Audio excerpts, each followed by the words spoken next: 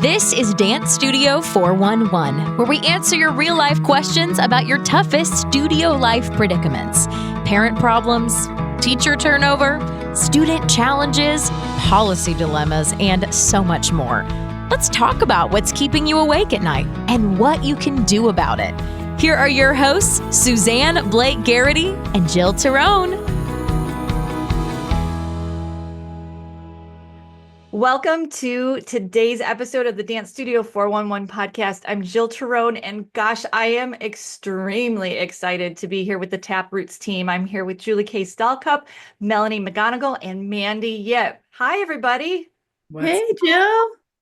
So today we are diving into a topic that is interesting for me because I'm not the strongest tapper on the planet, but boy, I love to get in there and figure things out. But we are here today to really talk about this historical dance style and how we're kind of maybe losing touch with our roots when it comes to tap. And that way we can be a little bit more present, more aware of the history and all of the good things. And Julie Kay, you live and breathe tap. This is your passion, as well as really teaching not only the art, but so much teaching teachers how to really bring this into the studios and into the lives of all the students. So again, it's not just about teaching the steps. We're really teaching dancers and really teaching them about the great things in life. So welcome. I am so excited to be here. Thank you so much for having us. We're excited to bring Taproots to the world. I am so excited because there's nothing like reigniting a passion for things or igniting a passion for anybody that may not be familiar with tap, or maybe they tapped when they were younger and, it's an adult coming back to the roots of where they really were. So I'm going to let you do most of the talking today because this is your area of expertise. So why don't we start with a little bit of background on you and really give a good introduction to who you are, and our listeners can really get to know that great magical energy that you bring to everything that you do. Well, thank you very much. I remember my first pair of tap shoes. I was 3 years old. I remember the entire routine that I did in my first class. I could sing it to you, but I will not. And I remember my very first tap recital dance was for tap.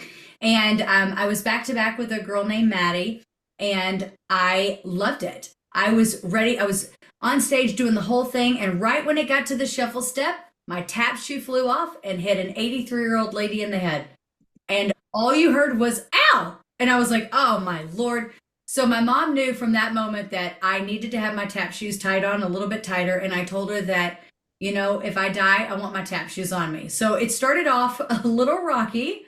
And then my dance teacher was like a big time tap dancer. And then I went to a different studio and I learned clogging. And I just learned all kinds of different ways about tap. And it was just one of those things where as I became a professional dancer, tap was not necessarily in the shows that I were doing. But I became a dance teacher. And I was like, here's the deal. Tap has got to be the root of everything. Like, I love ballet. I love jazz. I love all the things. But if you don't have the musicality and the rhythm behind it, I'm telling you, tap just changes it all. Especially, I actually judge dance competitions, so I can see right away. I'm like, get into tap classes so then you can understand rhythms, musicality, syncopation, all of the things. So tap has just been in my life forever. And just a little tidbit in my will, it says to show my feet. So I have my tap shoes on when I'm out of this world. It's like the Wicked Witch of the Taproots. It's going to be my shoes, and I'm out, you guys. I want my tap shoes on me. I love them. They're everything. And when I am inside a classroom with young kids, the best thing is they're more excited to put on tap shoes than any kind of shoe, because they click, clack, click, clack, click, clack, click, clack right down the hallway. And it's just like a whole new world. When tap shoes are on a child's feet, magic happens. It just is the way that it is. So that's where we are. And I love it. Education is something that is so near and dear to my heart. I actually start tap at 18 months. I teach 3 of those classes a week. And yesterday I had a little boy. His name is Krish, and he is 24 months old, and he did a shuffle. And I screamed out loud, opened up the door and said, we've got the next Gregory Hines. inside Dance Dynamics. It was one of those things where I'm like, I celebrate all the things. I teach all of the things. So as young as that age bracket is, I love starting them then just to even hear the sounds, incorporating tambourines, maracas. I even have like a little floor piano, kind of like in the movie Big, and they get to step on it and do all kinds of cool things. And then they learn about a saxophone, a trombone, a xylophone, an accordion, like all kinds of things. So I just love it all. It makes me so excited to bring tap to the classroom where it should be. That is an amazing intro. It leads right into everything we're really bringing to our listeners today. And that's if you are a teacher, an educator, or a dance studio owner, and your program needs a little boost, or even you need a little boost, Julie Kay is here to do that today. So that was a nice little rhyme that I came up with there. Okay, Julie. So when we're talking about tap dance, it has obviously, you got the bug from a very young age. And where are we with tap today versus maybe in the past? And how do we get back to the roots of tap? Because I know for me, I'm a ballet teacher, so I'm always going back to the history of ballet. And like you said, marking those big milestones as the students make connections. How do you do that with tap? Well, I think, especially being in the convention market, when I see 12 pages of contemporary dance and like 5 pages of lyrical and then 1 page of tap, when it comes to tap, I'm sitting up in my seat a little bit higher because I just can't wait to see what they're going to tap on the floor, like hit the beats, all the things. I take one headphone off and I'm just so excited that it's there. I will say we have an amazing tap teacher on our faculty. And it's one of those things where you've got to have a teacher that's invested in tap, that loves tap, and that wants to teach the fundamentals. Because without fundamentals, there is no foundation. And I can see that. So I really, really wanted with Mel and Mandy and I to create something that the teachers will know how to do it, and almost like every little ingredient that goes into teaching a child with different learning abilities. You know what I mean? Like whether they can't hear the sound, but maybe they can see a worksheet that will identify something that will make them inspired to learn a shuffle. To me, that's the winning part of it. I want them to have tap shoes on their feet, obviously, but it's like one of those things where if they can hit those sounds, they can identify to something, then that means that we're, as educators, are planting seeds, right? And that's where all of it was rooted. And with Black History Month right now, it's one of my favorite things to bring to the surface. Like last night in class, they got a little rowdy. They got a little bit tired of learning steps. So I'm like, boom, pivot. We're going to learn Bilbo Jangles and Shirley Temple doing cramp rolls up the stairs. Or we're going to learn about peg leg Bates, that he lost his leg and how he can do an over the top. And then I create a step called Peg Leg Bates, and now they're interested in this man that they probably would have never seen on the Ed Sullivan Show. Like it ties it all into like the cool part of learning steps and then creating cool names to identify. Because then they're like, we want to learn more about Peg Leg Bates. We want to learn more about Bilbo Jangles. And one of the little girls raised her hand and said, I drink a thing called Shirley Temple. I'm like, yeah, because it's tap. That came from tap. So I love the education part of it, and I love what Taproots has done. It's an amazing app that breaks down every step with worksheets and all the cool things. And it really helps a dancer that, is maybe green to the industry, that doesn't know a lot about how to teach it, or a teacher that's seasoned that just needs a little pick-me-up of like, oh my gosh, I forgot about that Cincinnati or that over the top, or, oh, I can do it in that way, or that formula, which is excellent. So you mentioned that the syllabus and your curriculum, it sounds like a game changer. Other than trying to just really spread your love of tap and inspire teachers and educators to bring this to your studio, is there anything else that really inspired you to put this all together for us and for our listeners? Yeah, because I think that there's amazing YouTube videos out there to watch, but is there a follow along structure? You know what I mean? Like, and now that we have that, what I love is that I think that now more than ever, dance teachers have a hard time, even at schools, have a hard time keeping children focused and engaged. we've had these phones, we have distractions, you know, if it's not in 30 seconds, then they're out and they're like checked out and ready to go. And I mean, I teach so many age brackets. And so, I mean, I taught over 1,000 kids this past weekend, and keeping them focused and engaged is a gift. And so having tools like Taproots does, what's great is that you can walk in, you can teach it, and it's an easy follow along way to teach it, but it's also exciting. And that way, if the sub comes in, it will leave off right where the teacher left off. So that sub doesn't feel like they don't know what's happening. They can just go ahead and transition right into where the teacher left off. And then it's on the right train track, right? Because there's nothing worse than a teacher coming in going, hey, what have you guys learned today? Like, oh, well, right now we're learning flaps. Okay, well, right? What's next? A flap will change, a hot flap, you know what I mean? All the different things, or a late flap, or all the things that need to go into making sure that that teacher is teaching the correct formula and different ways of learning how to do it to present it to a child, to be able to receive it, retain it, and then deliver it. I think that was Go that ahead, was one of Mandy. the reasons why we got together. I mean, I think we were in Sedona, weren't we, Julie Kay, when we had this idea? And I had been asked by so many people to build something for TAP the way that we built it for acrobatic arts, for that exact reason, so that when you have a sub come in or you have to change teachers, that the curriculum can continue and the student's learning doesn't have to change just because you have a different teacher. And you know, Julie Kay and I were up late one night. I think we were cooking chicken together in Sedona, and decided, you know, we could put this together for teachers and really make something that's easy for them to use, and that would be create consistency through their entire studio. And that's how Taproots came together. The consistency piece is a big part of that, because Yes. part of this project was bringing all the different names that people have for similar steps into one thing, so that the kids are not confused. Consistency is a gift to these students. And so when you're calling it a Shirley Temple, even though we have a little section that says also known as a Broadway, a Sam Sam, a Manhattan, a New Yorker, like there's a lot of different names, but we're picking one and sticking with it, so that when a new teacher comes, it remains consistent and these kids can build on what they know. Yeah, because with TAP, as we know, there is so much memorization and so many specific things that you have to know, different steps with different names and how to put them all together.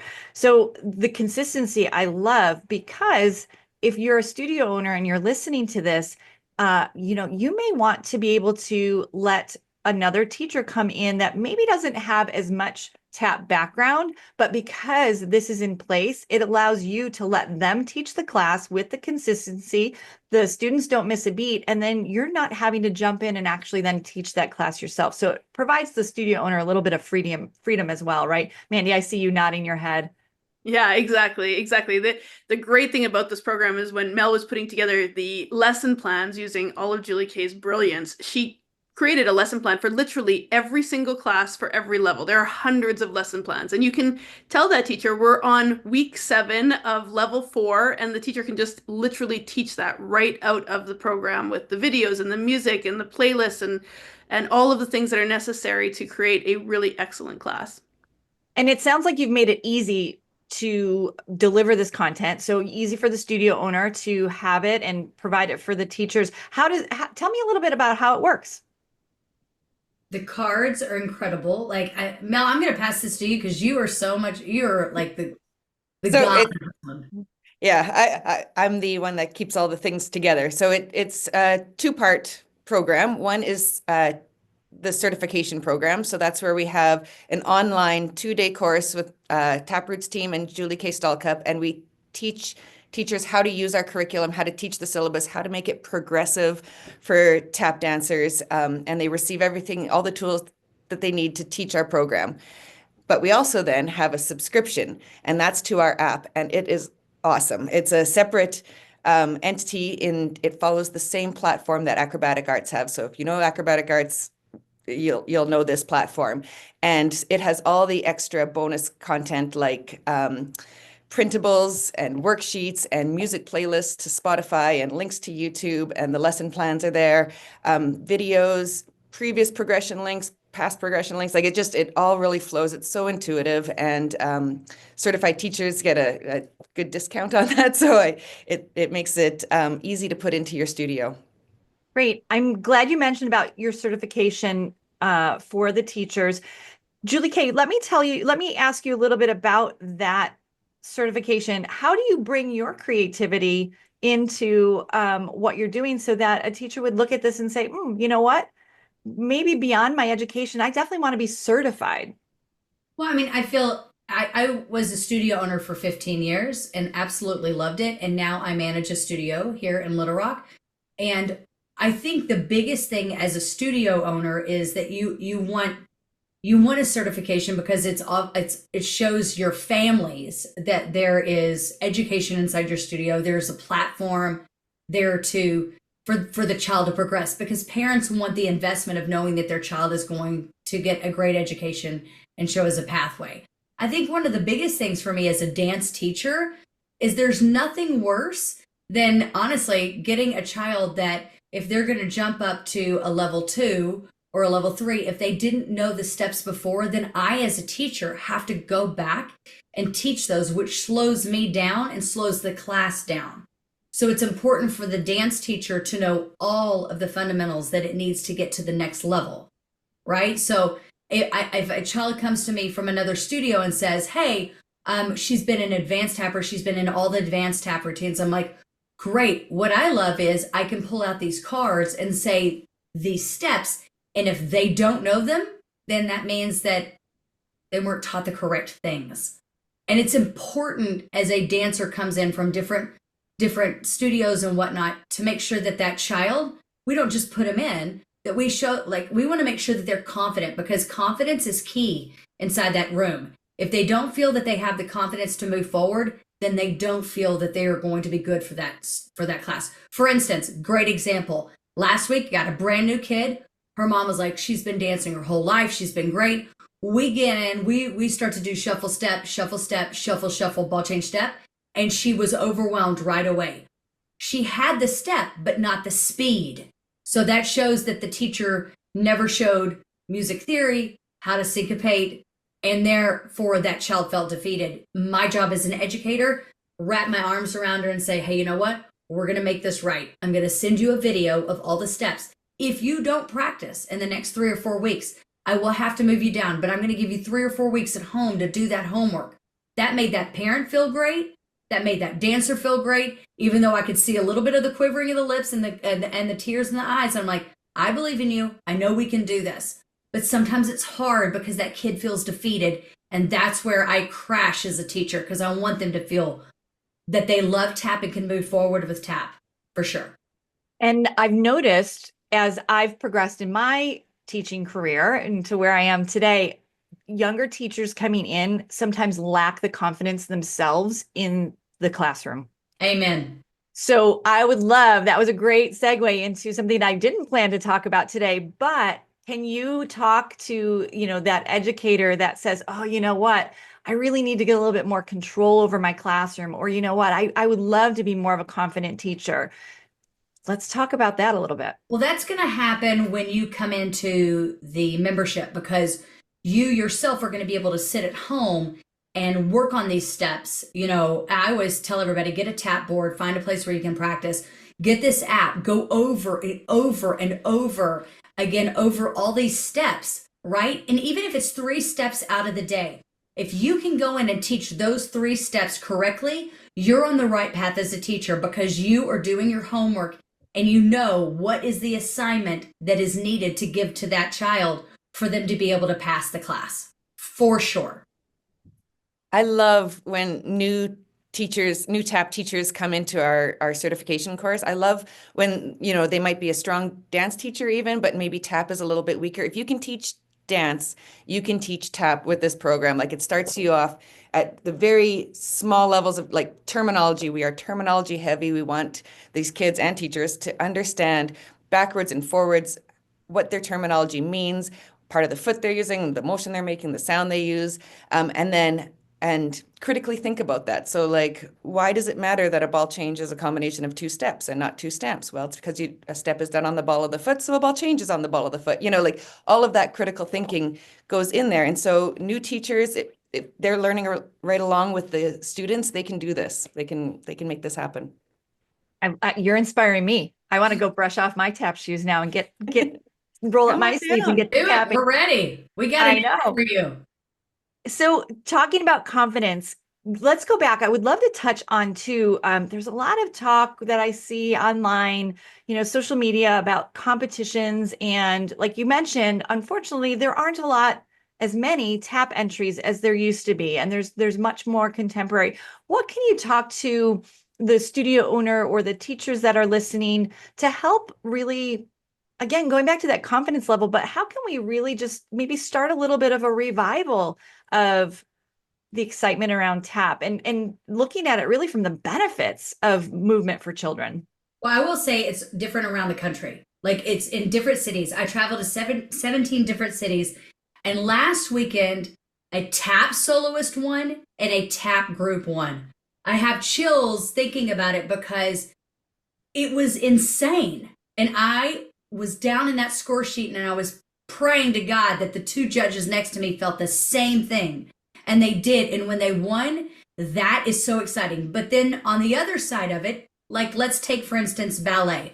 A lot of people are scared to put a ballet routine up on stage because it's criticized so quickly. You have to put your kids out there. And if they're beginner and they're just you have to put them on stage. When I say welcome to the stage, entry number 322, so proud of you for bringing ballet. I cannot wait to enjoy this. It has to be embraced by the judges. It has to be embraced by the community, but the studio owner has to believe in it, number one. If the studio owner backs it, then the culture of the studio is around a well-rounded dance school, a school that provides all elements of dance.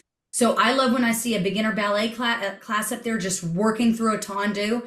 I mean, barely getting it, but like trying to get it. And you know what? I applaud that teacher for introducing it and putting it on stage. Same thing with tap. I don't care if it's a dig. I don't care if it's a toe. If all they've got is a maxi forward. If they're getting up there, step clapping, they've got a fan and they're doing some dig steps. I'm like, you know what? You're bringing it to the stage. The key is bringing it to the stage. Because once it's brought to the stage, just like Sabrina Carpenter at the Grammys, tap dance was in there. I screamed. You should have seen me. I did a high kick, almost peed my pants. I was like, yes, tap dancing is on the Grammys. And you know what was even more exciting? Hip hop was on the Grammys. Like jazz funk was on the Grammys. When it's introduced to the world, they receive it. It's good. I have goosebumps listening to you talk about this because I get so passionate about things. Especially, I always root for the underdog, right? Like I'm a ballet teacher. I love to see ballet on stage.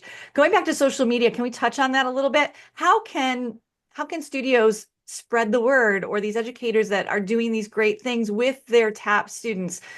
How can we spread it more on social media? Should they be sharing some of their classes or their routines or getting excited about it? What do you think about how social media plays into all this? Absolutely. I put up reels every single week of me working with just even 3 and 4 year olds holding onto a rope and marching because it's keeping time in the step, a time step, right? So if it's just you filming just their little pitter patter feet, it's introducing the shoe to the world of like, oh my gosh, let's do tap dancing. Why would we do tap dancing? Well, because it's going to help with musicality. Social media absolutely introduces it all. So now I'm just waiting for the TikTok world to put some tap dancing in there to make it even bigger. But I see it, I embrace it, and I love it, and I get excited because whether it's 18 months, 3 and 4 year olds, 7 to 9, or 10 to 12s with tap shoes on their hands, trying to find the beat and making a rhythm circle,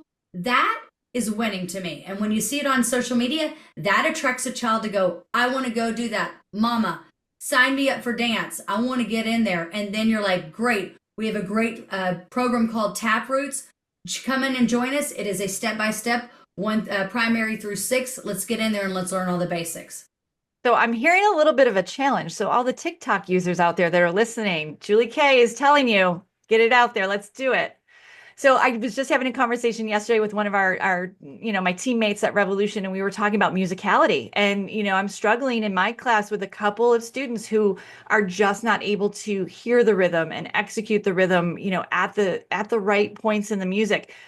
Before we kind of switch into a little bit of a wrap up here, anything that you'd like to add when we're working with musicality? You mentioned even putting tap shoes on the hands.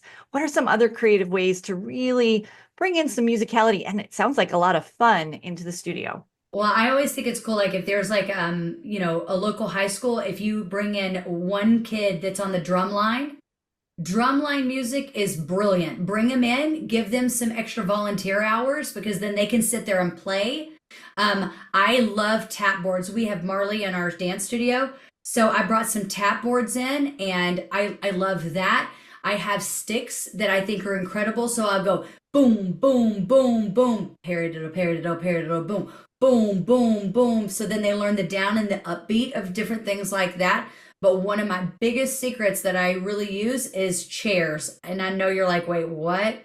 So I love when a child can sit in a chair, hear the sounds of the pullbacks, right? Because they're actually hearing it over and over again. So I teach wings in chairs. I teach pullbacks in chairs.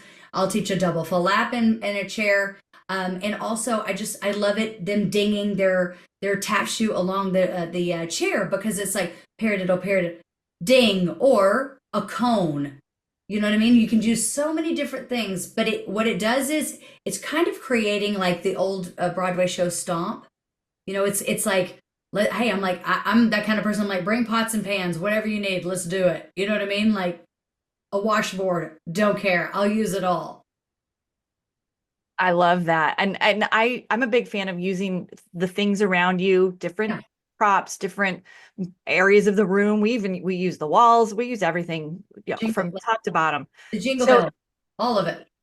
And that's what really makes it fun too. So as we wrap up, I would invite Mandy, do you have anything to add? Mel, Julie Kay, how would you like to really spread the word about Taproots? You've shared your excitement. I'm excited. And of course, we'll share all of the links in the show notes and share as I wrap up. I'll be sure to let you know how to get a hold of Julie Kay and team. But what would you like to close with today? Julie Kay, I know you probably have some really good inspirational messaging that you'd love to share with our listeners. I mean, my biggest quote, the quote I think I'll go out with is hold the vision, trust the process. And the vision would be to get tap shoes on those kids. Trust the process, that it might not be a quick, amazing journey for tap, and you might not get on Broadway, but whatever it is, if you brought it to the stage, if you brought a kid to do a talent show with tap shoes on, they're going to go back one day and go watch a Broadway show and say, you know what? I tap danced when I was a kid.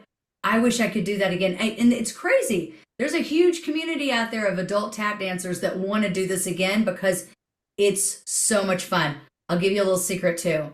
So Billie Eilish is my student. Her mother, Maggie, called me as I was selling the studio, and she was like, hey, me and some of the production crew want to dust off our tap shoes, and we want to do a tap private with you. You guys, I taught them the Buffalo switchover, and I was like, hey, Maggie, Billie Eilish's mom, she was like, I want to do this. I want to do this. And she was like, it's so relaxing and it's so exciting, and it takes me away from the world and her crazy life that she lives. So even Billie Eilish's mom wanted to do some tap dancing, and we had so much fun. It was in a private room. Nobody knew anybody was there. And it was like, oh my God. And I taught him the Buffalo switchover. And when they got it, of course, I was high kicking and hitting the splits like the Nicholas brothers. I was like, woo, we got it. But it's such a cool thing that brings people together that it's so much fun. So hold the vision, trust the process, and know that, you know what, if all else fails, you put some shoes on, you had a good time, and you made some noise. So good. And honestly, getting adults involved in tap again is such a great way to bring some additional people into your studio. Oh, so good. Julie Kay, thank you. I don't know how we could even top that ending. Mandy, do you have anything to add? Mel?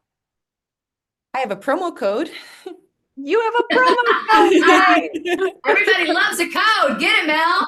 Who doesn't love a code? REV15, REV15, that will get you 15% off both the subscription to the app and the teacher training course.